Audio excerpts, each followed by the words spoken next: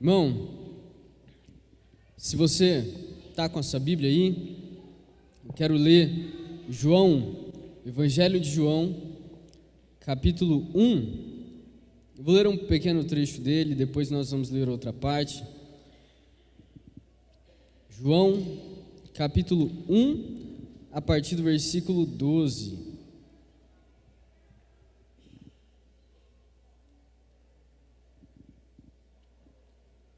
Glória a Deus.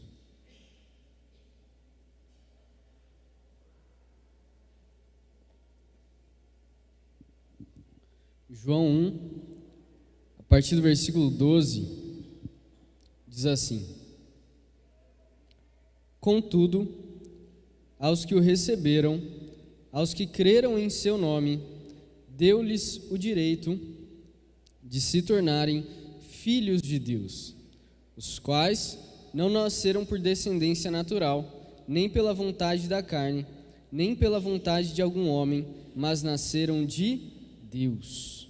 Amém? Guarda isso, de que aos que o receberam, Jesus Cristo, Deus deu-lhes o direito de se tornarem filhos de Deus, de que nós nascemos de Deus. Amém? Glória a Deus. Irmãos, nós como cristãos, nós temos uma noção de identidade, nós temos um conhecimento daquilo que nós somos, daquilo que Deus é e daquilo que Deus espera de nós. Quando nós nos convertemos, quando nós nos achegamos a Deus, nós sabemos que Deus nos fez nascer de novo. E quando a gente fala a respeito da nossa conversão, um dos primeiros passos que Deus faz conosco é quando Deus manifesta a vida dele em nós. Nós temos uma chamada externa, que é quando você talvez estava andando na rua e alguém falou de Jesus para você, ou algum amigo seu te convidou para vir na igreja, e aí você ouviu a palavra, Deus te chamou ao arrependimento, a fé veio no seu coração, e você então recebeu Jesus Cristo e começou uma nova vida. E quando nós somos chamados por Deus, e Deus, além desse chamado externo, Ele nos chama internamente através do Espírito Santo, Deus, na regeneração, começa a nos, vamos dizer assim, gerar. E quando Deus vai nos gerar internamente, através do Espírito Santo, Deus começa a manifestar a vida dele dentro de nós. E quando Deus começa a manifestar a vida dele dentro de nós, algumas coisas da nossa vida começam a ser mudadas.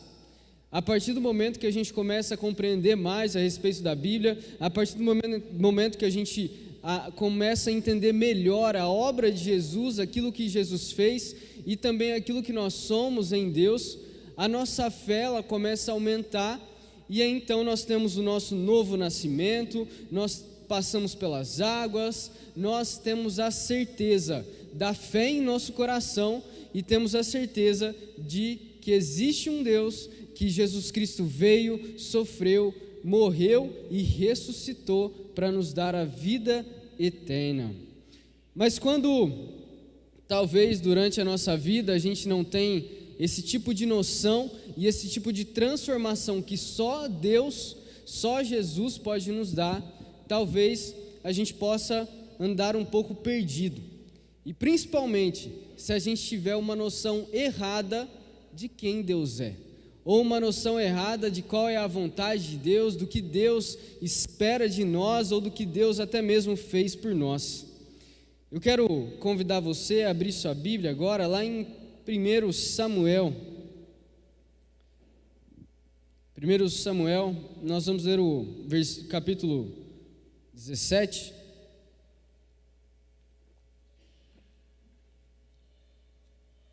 Ou melhor, capítulo 16.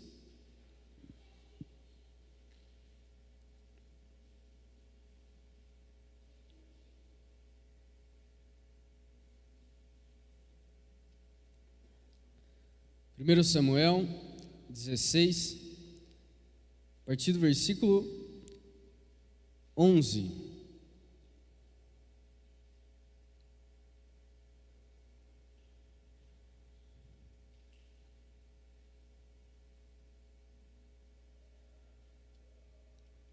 Diz assim: Então perguntou a Jessé: Estes são todos os filhos que você tem? Jessé respondeu: Ainda tenho caçula, mas ele está cuidando das ovelhas. Samuel disse: Traga-o aqui, não nos sentaremos para comer enquanto ele não chegar. Jessé mandou chamá-lo e ele veio. Ele era ruivo, de belos olhos e boa aparência. Então o Senhor disse a Samuel: É este, levante-se e unja-o. Samuel apanhou o chifre, cheio de óleo, e ungiu na presença de seus irmãos. A partir daquele dia, o Espírito do Senhor apoderou-se de Davi, e Samuel voltou para Ramá. O Espírito do Senhor se retirou de Saul, e um espírito maligno vindo da parte do Senhor o atormentava.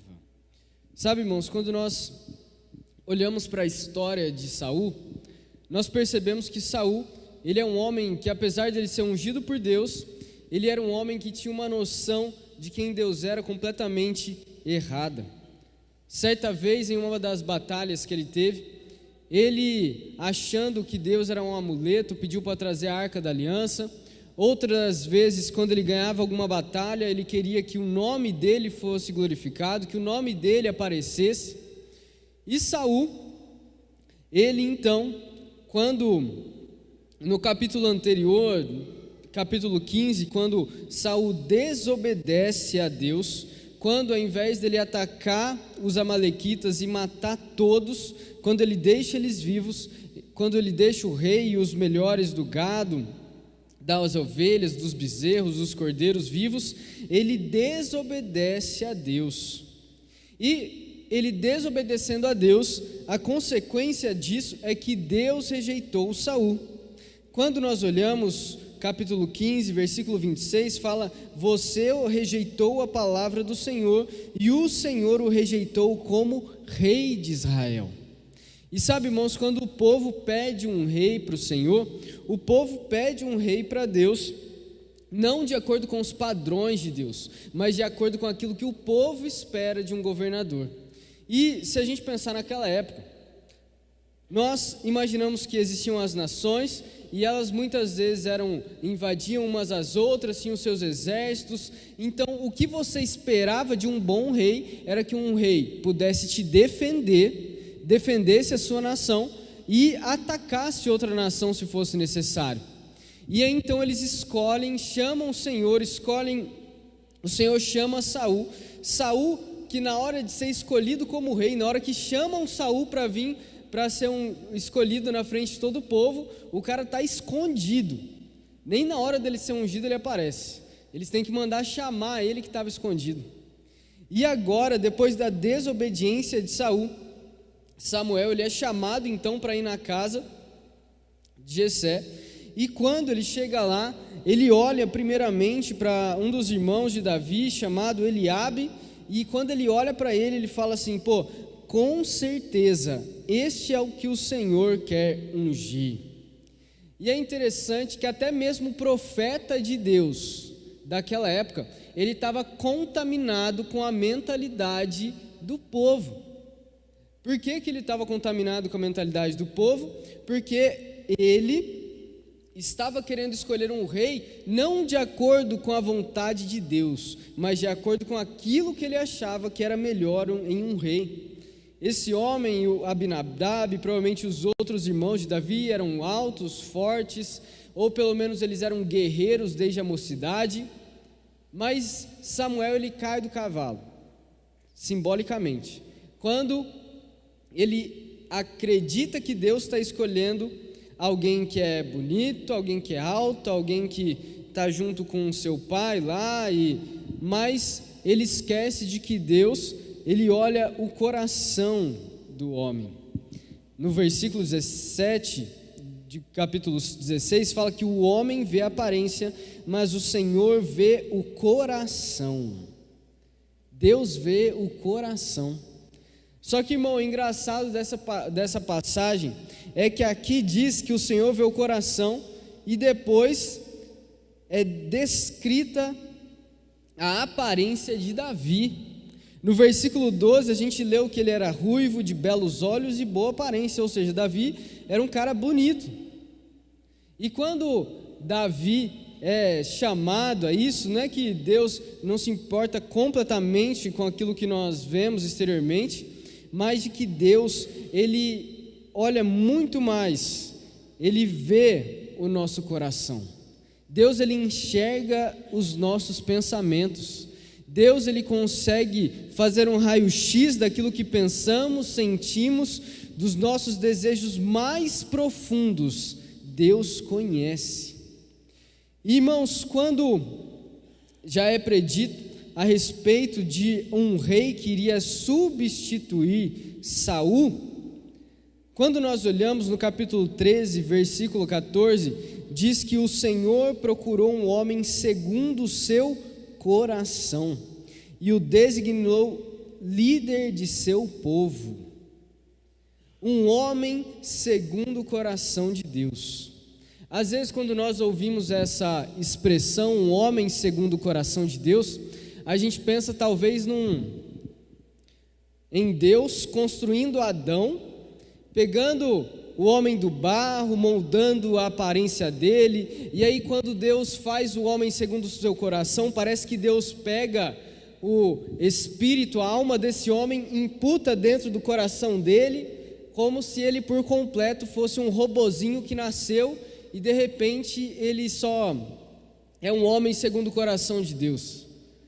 Mas quando a Bíblia fala que é um homem segundo o coração de Deus, não é de que esse homem foi completamente moldado, ou que eu e você somos literalmente moldados, mas isso significa de que Deus procura homens que desejam obedecê-lo, homens que desejam saber da vontade de Deus, e mais do que saber da vontade de Deus, que eles desejam obedecer ao Senhor.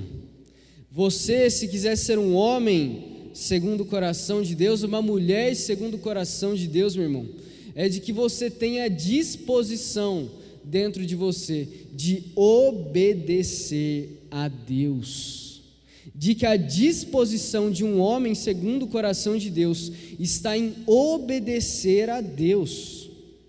Quando Saul desobedece a Deus, ele perde o seu reino, a sua posição. Deus, no capítulo 15, versículo 28, vai falar de que Deus vai entregar o reino de Israel a alguém melhor do que Saul. E esse alguém melhor do que Saul é justamente Davi. E quando Davi, ele é escolhido por Deus, ele é ungido por Deus, ele é separado por Deus para o seu serviço, ele então ali ele recebe o Espírito do Senhor, ele é apoderado pelo Espírito do Senhor, e aí então nós vemos que começa uma história entre Davi e Saul. Davi, irmãos, começa sendo chamado na presença de Saul para tocar harpa, e quando Saul era perturbado por esse espírito maligno que a Bíblia fala que ele vem da parte do Senhor, significa que era um espírito que Deus tinha enviado para Saul, para que ele pudesse cumprir o juízo em Saul. E esse juízo seria realmente atormentando Saul. E quando Davi ele é chamado para a presença de Saul, a Bíblia fala que ele tocava harpa, que Saul gostou muito dele. E nós vemos, irmãos, de que Saul ficava possesso por esse espírito, ele não tinha paz, mas quando Davi tocava a sua harpa, quando Davi passou a trabalhar para ele, Saul voltava a ter a sua sanidade mental. E quando nós vemos isso, a gente vê que um rapazinho, um caçulinha, como se diz, a raspa do tacho, que cuidava das ovelhas, agora estava servindo o rei dentro de um palácio. E aí, irmãos, nós temos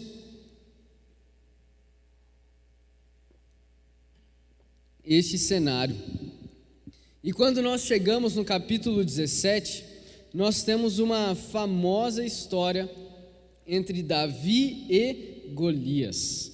Tinha esse homem de 2,90 metros de altura, super alto. E aí então a gente vê a história de Davi indo lá onde estava acontecendo a guerra. Davi escuta Golias desafiando o povo de Deus.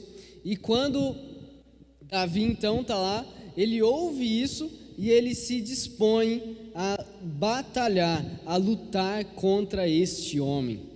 Ele escuta que a recompensa vai ser grande riqueza, o casamento com a filha do rei, isentar de imposto em Israel, a família do seu pai. E aí então Davi vai lá e ele se apresenta diante de Saul para poder cumprir isso. E eu quero ler com você o capítulo 17, a partir do versículo 34.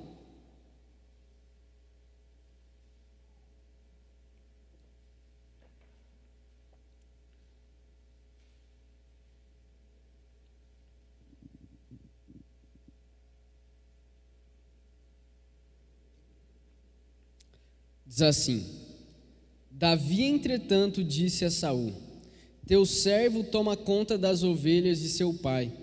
Quando aparece um leão ou um urso e leva uma ovelha do rebanho, eu vou atrás dele, dou-lhes golpe e livro a ovelha de sua boca.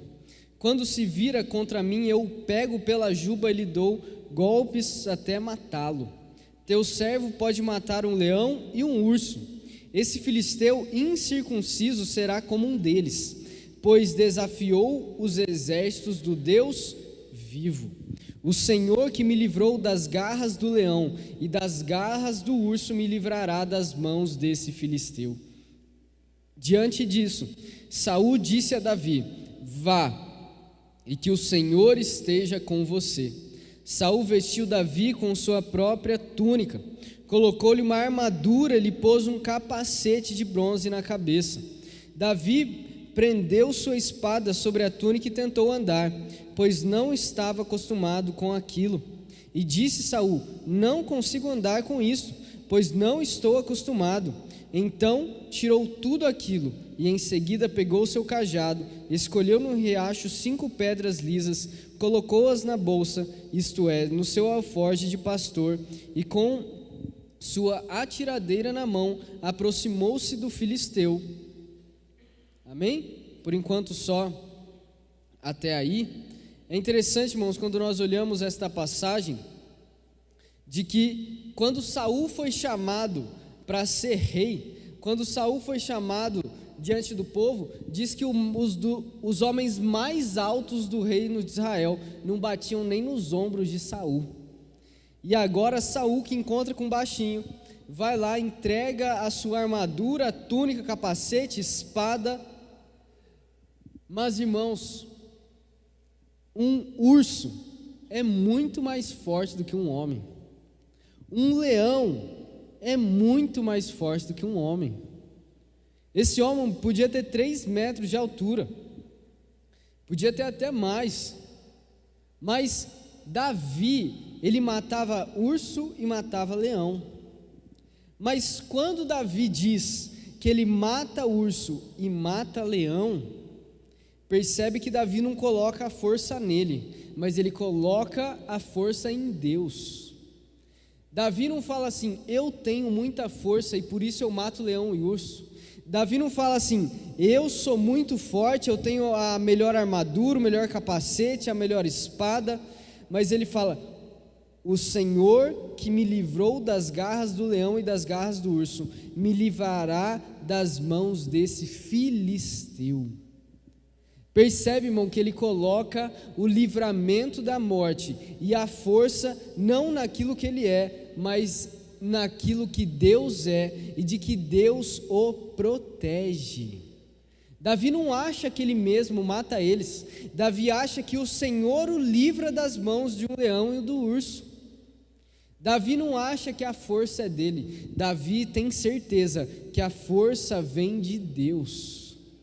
Então, quando Saul coloca a armadura sobre Davi ali, Saul está olhando, ele fala, é óbvio, ele vai lutar, ele precisa de armadura. Mas Davi está falando, mano, é óbvio que Deus vai me livrar disso. Seja com armadura, sem armadura, seja com espada, seja lá como for, Deus pode fazer o impossível para livrar ele das mãos de um leão e de um urso.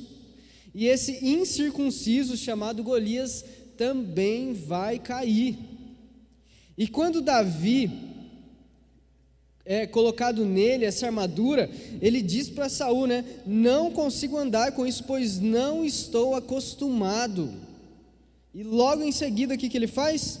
Pega o seu cajado. E isso que ele faz, de pegar o seu cajado, irmão, mostra que realmente ele tinha confiança de que ele podia estar sem camisa diante de Golias. Ele podia estar sem espada, sem armadura, sem capacete, mas Deus daria a vitória para ele de qualquer jeito. De qualquer jeito. E essa funda que ele usava é tipo um pedaço de tecido que você coloca na ponta dele, é tipo um estilingue que você gira. E só para você ter uma ideia, hoje em dia um homem com habilidade com uma funda, ele pode impulsionar uma pedra na velocidade de 160 a 240 km por hora. Você imagina a habilidade que o cara não tem que ter para fazer isso. E quando então ele chega diante do filisteu, ele fala que o filisteu foi contra o Senhor dos exércitos, e de que em nome do Senhor dos exércitos, Davi vai contra ele. Agora, irmão, eu quero chamar a sua atenção. Percebe a diferença da percepção de quem Deus é em Davi e em Saul. Para Saul, Deus precisava da armadura, precisava do capacete, precisava da espada, precisava de tudo aquilo que um homem acha que é necessário. Mas para Davi, que tem a fé no Deus Todo-Poderoso, Deus só precisava da sua força e nada mais. Deus só precisava de alguém à disposição para ser usado. Quando Davi vai falar do Senhor, ele fala que Golias desafiou os exércitos do Deus vivo. Agora, irmão, se existe Deus vivo, significa que existem deuses mortos. Se existe um Deus vivo, significa que os outros deuses são mortos. Os outros deuses são mortos. Nós servimos a um Deus vivo. O nosso Deus está vivo. O nosso Deus não dorme, não descansa. A gente chega a semana inteira cansado demais. A gente fala, pô, amanhã, sábado, eu vou dormir até mais tarde para descansar. Mas Deus, irmãos, Ele é o Criador de todas as coisas e Ele trabalha até hoje sem descanso. E quando nós confiamos em Deus, quando nós temos a certeza de quem Deus é, nós cremos que realmente nós temos um Deus vivo. Um Deus vivo, um Deus que eu estou falando aqui para você e Ele está aqui, um Deus que quando a gente ora na nossa casa, Ele está ouvindo, um Deus que você pode estar em qualquer lugar, mas Ele está com você aonde for, de que o nosso Deus está vivo. E então, acontece que ele joga então a pedra, Deus impulsiona aquela pedra, mata o filisteu e ele corta a cabeça desse filisteu. E eu quero que coloque aqui no telão o versículo 49. O fim do versículo 49 fala assim, ou melhor, vamos ler ele inteiro. 1 Samuel 17, 49 fala assim: tirando uma pedra de seu alforje, arremessou-a com a tiradeira e atingiu o filisteu na testa, de tal modo que ela ficou encravada e ele caiu dando com o rosto no chão. Olha o que aconteceu, ele caiu com o rosto no chão, né? Agora eu quero pedir para você voltar lá para o capítulo 5. Olha quem caiu com o rosto em chão também. Capítulo 5, versículo 3 e 4.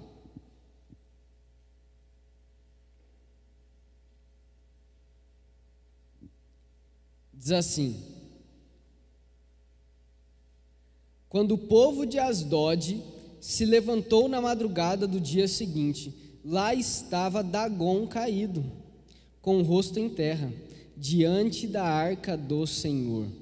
Eles levantaram Dagom e o colocaram de volta em seu lugar. Mas na manhã seguinte, quando se levantaram de madrugada, lá estava Dagom caído, com o rosto em terra, diante da arca do Senhor. Sua cabeça e mãos tinham sido quebradas e estavam sobre a soleira, só o seu corpo ficou no lugar. Irmão, Golias caiu com a cara no chão, e o deus pagão chamado Dagom caiu com o rosto no chão diante do Senhor. Nós precisamos saber, irmãos, de que não existe nada que pode contra o nosso Deus. Se alguém invocar qualquer Deus contra o nosso Deus, ele jamais vai conseguir vencer.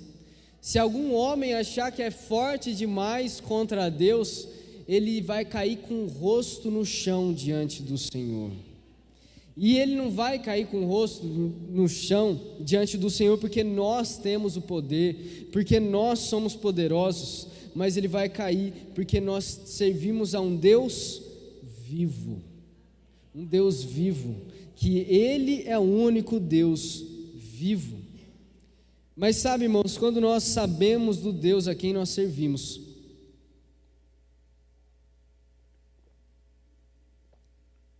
quando Davi sabia dessas coisas, ele começou a se destacar no meio do reino de Israel. E conforme Davi começava a se destacar, ficar famoso, acaba que Saul começa a ter inveja de Davi.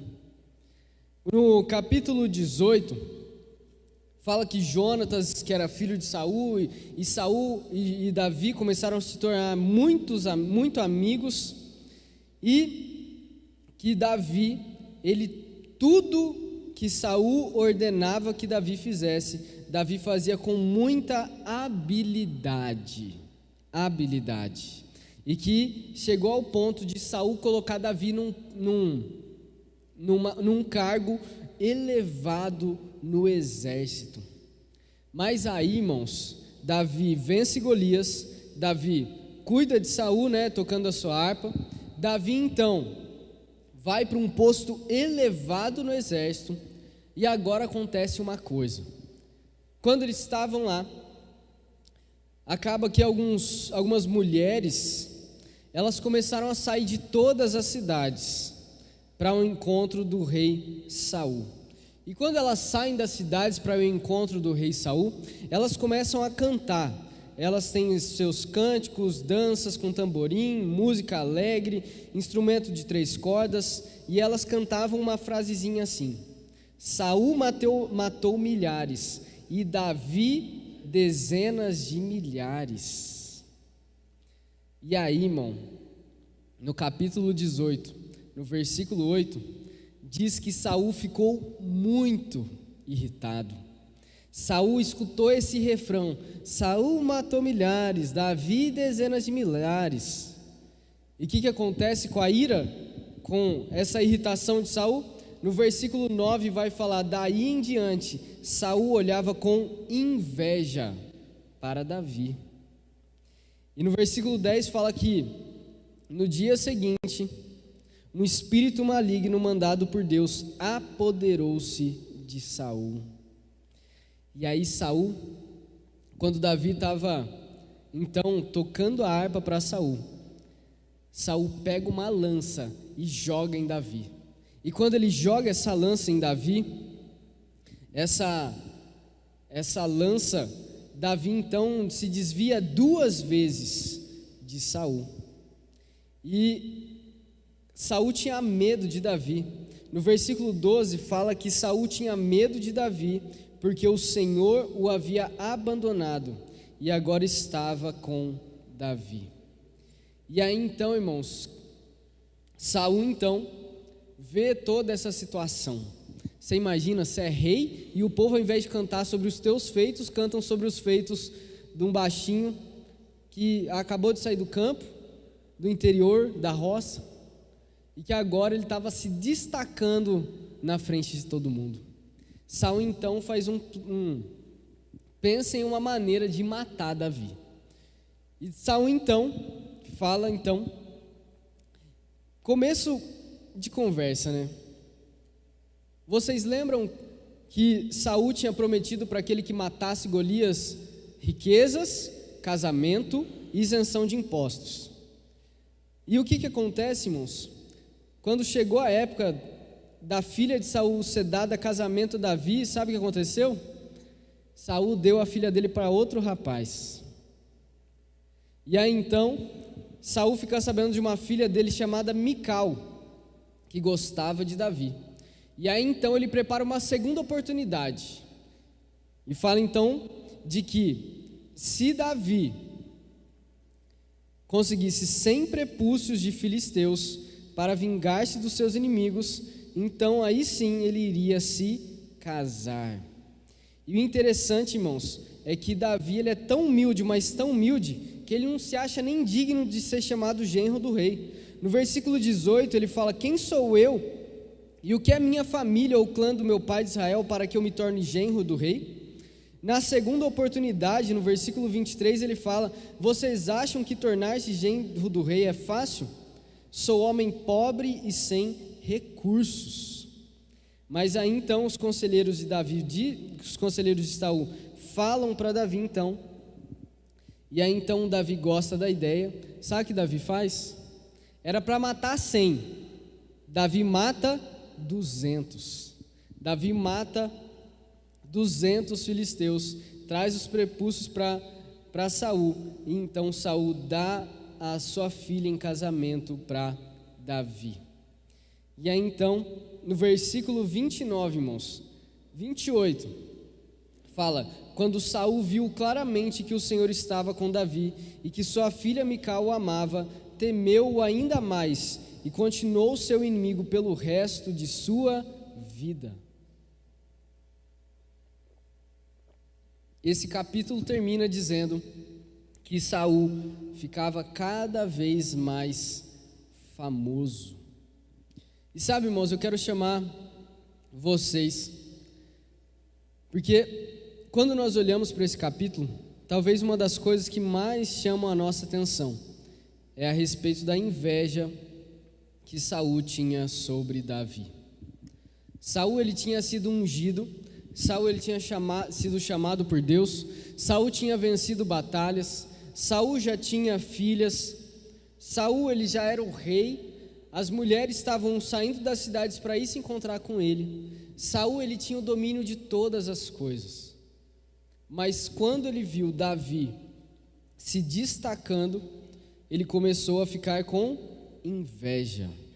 E eu não quero aqui colocar um mérito em Davi, como se de alguma forma fosse algum merecimento, ou como se nós tivéssemos que ter alguma disposição, mas eu quero que vocês saibam de que essa inveja de Saul, ela com certeza era algo que fazia mais mal para Saul do que para Davi.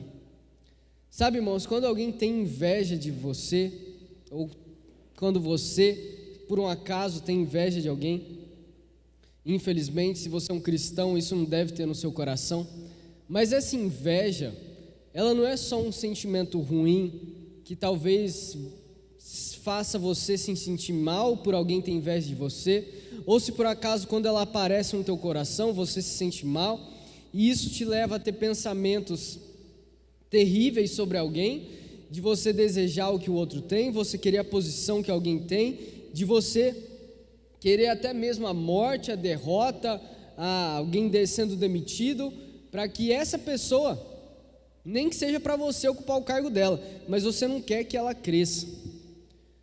E quando a gente vê a respeito da inveja, irmãos, eu quero ler alguns versículos para você ter ideia do que a Bíblia fala sobre a inveja, tomando como exemplo o que Saul fez com Davi. Em Provérbios 14:30, diz que o coração em paz dá vida ao corpo, mas a inveja apodrece os ossos.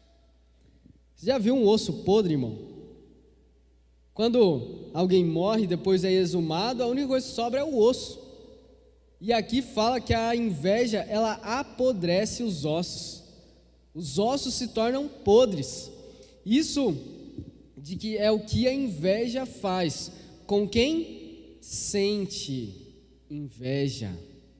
E de que graças a Deus, de que Jesus nos deu paz com Deus. Quando nós temos um coração em paz, irmãos, nós não precisamos ter inveja. Lá em Tiago 3,16 fala que, pois onde há inveja e ambição egoísta, aí há confusão e toda espécie de males. Ou seja, onde tem inveja, além de apodrecer os ossos, ali tem confusão e toda espécie de males. E sabe, irmãos, quando nós vemos a respeito do Novo Testamento, em 1 Pedro 2:1 fala: livrem-se, pois, de toda maldade e de todo engano, hipocrisia, inveja e toda espécie de maledicência. Nós, como cristãos, somos chamados a quê? Não ter inveja. Quando nós vemos em Gálatas 5, nós temos o fruto do Espírito e as obras da carne. E adivinha onde que a inveja está? Quando nós lemos Gálatas 5:19-21, diz assim: ora, as obras da carne são manifestas: imoralidade sexual, impureza e libertinagem, idolatria e feitiçaria, ódio, discórdia, ciúmes, ira, egoísmo, dissensões, facções e inveja, embriaguez, orgias e coisas semelhantes. Eu os advirto, como antes já os adverti, que os que praticam essas coisas não herdarão o reino de Deus. Não sejamos presunçosos, provocando uns aos outros e tendo inveja uns dos outros. E quando nós olhamos lá no Antigo Testamento, Êxodo 20:17, quando nós vemos os 10 mandamentos, qual que é o último? Não cobiçarás a casa do teu próximo, não cobiçarás a mulher do teu próximo, nem seus servos ou servas, nem seu boi ou jumento, nem coisa alguma que lhe pertença. Ou seja, não fique desejando o que o outro tem, não fique desejando o relacionamento, a mulher, o marido de outra pessoa, não fique desejando o emprego do outro, a posição do outro, quem serve o outro, as coisas que ele tem, o seu boi, o seu jumento, nada, nem o colar que ele deve usar, literalmente nada, deve ser cobiçado. E Jó, lá em Jó 5:2, fala que o ressentimento mata o insensato e a inveja destrói o tolo. O que a gente viu em cima, irmão? De que a inveja faz o quê? Apodrece os ossos. E agora a gente vê que ela destrói o tolo. Só que quando a gente olha para a inveja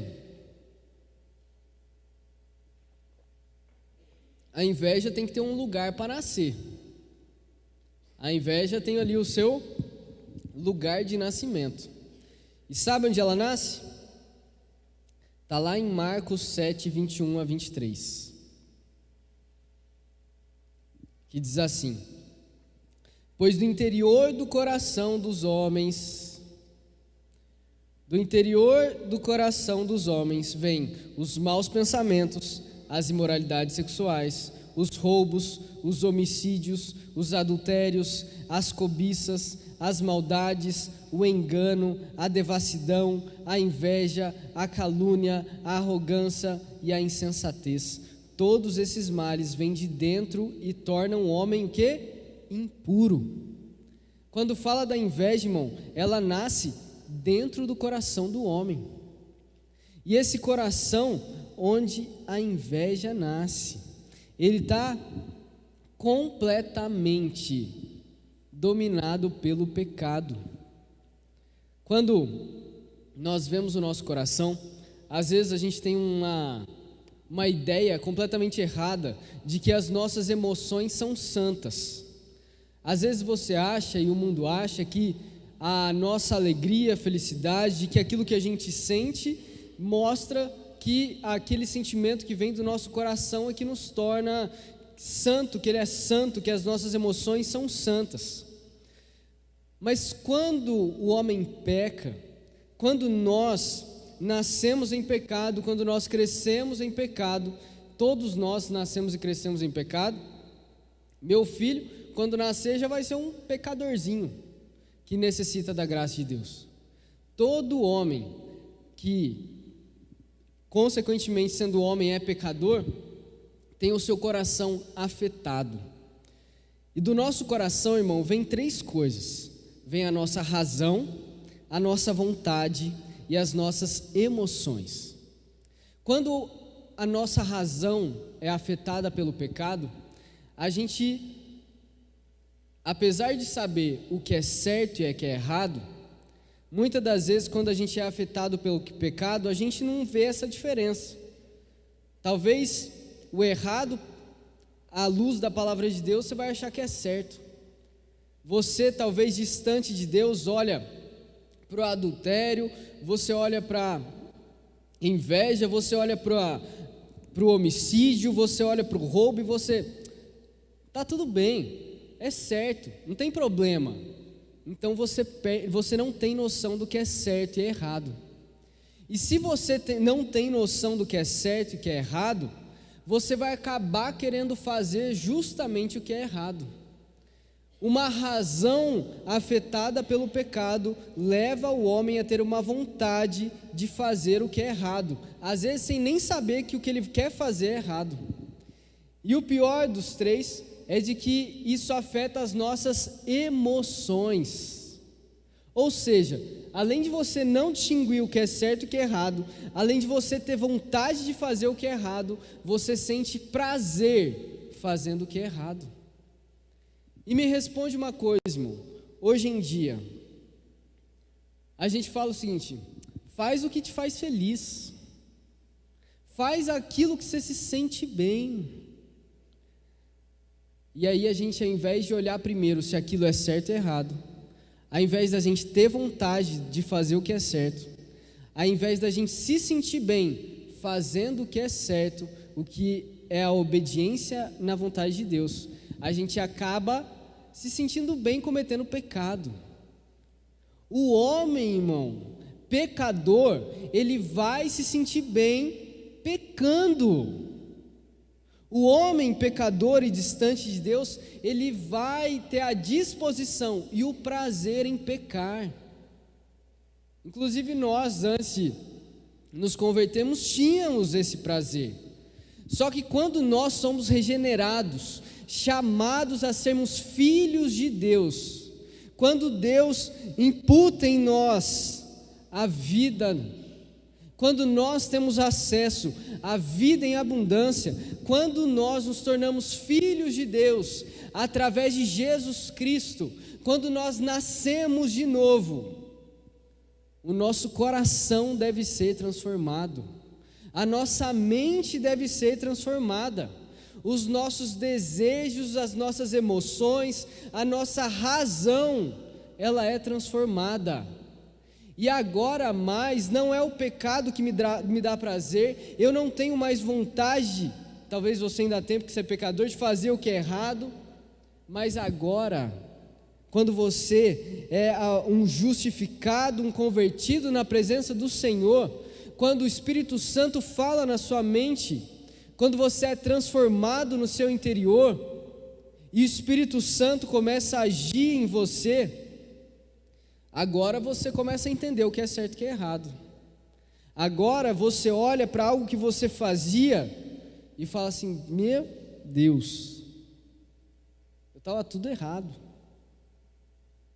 Quando você agora tem noção do que é certo e do que é errado, a sua vontade ela é afetada, irmão. Você agora tem a condição de fazer, de ter vontade de fazer o que é certo.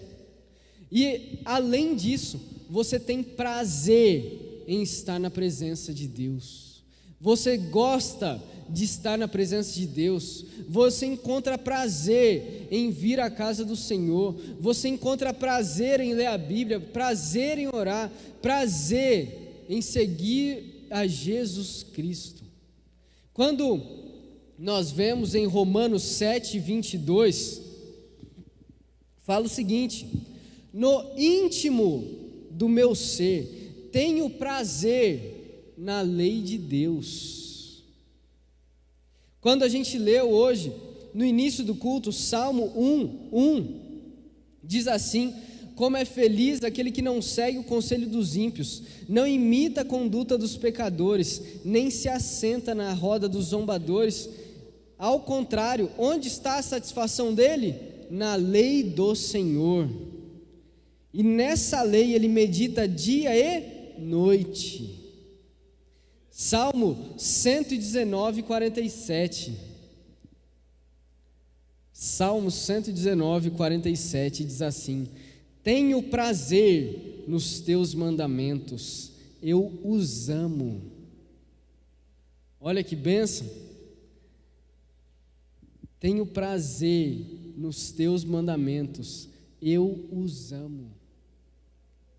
Irmão, se você está na presença de Deus, que você tenha prazer em estar na presença do Senhor, que você tenha prazer de abrir a sua Bíblia e ter ali a sua comunhão com o Senhor, que você tenha prazer, irmão, quando você estiver na sua casa, de você dobrar o seu joelho ou você orar em pé, mas de você ali naquele momento, se conectar com Deus, abrir seu coração ao Senhor, que você tenha prazer, irmão, em obedecer ao Senhor, que você seja um homem e uma mulher segundo o coração de Deus, e tenha fé verdadeira em quem o Senhor é. Quando Saul tinha inveja de Davi, Davi sabia quem Deus era. Meu irmão, a inveja, ela faz mal para quem tem inveja. A inveja mata quem sente inveja. A inveja é obra da carne. Se a inveja é obra da carne, a inveja é obra de alguém que não é convertido. Se você é um homem e uma mulher convertido, que se por um acaso você olhar para alguém do seu lado e aquilo despertar esse sentimento no teu coração, se despertar ira no teu coração, que você repreenda isso no nome de Jesus. Que você, irmão, não fique achando de que a sua inveja, a sua raiva, de que aquilo que vem do teu coração é santo, porque não é. Que você possa pedir para o Espírito Santo de Deus te dar sabedoria para poder lutar contra os sentimentos que aparecem em você e que eles são completamente da sua carne. Quando nós olhamos para isso, ainda lá em Provérbios 24, 19 e 20 vai falar para a gente alguma coisa extremamente importante.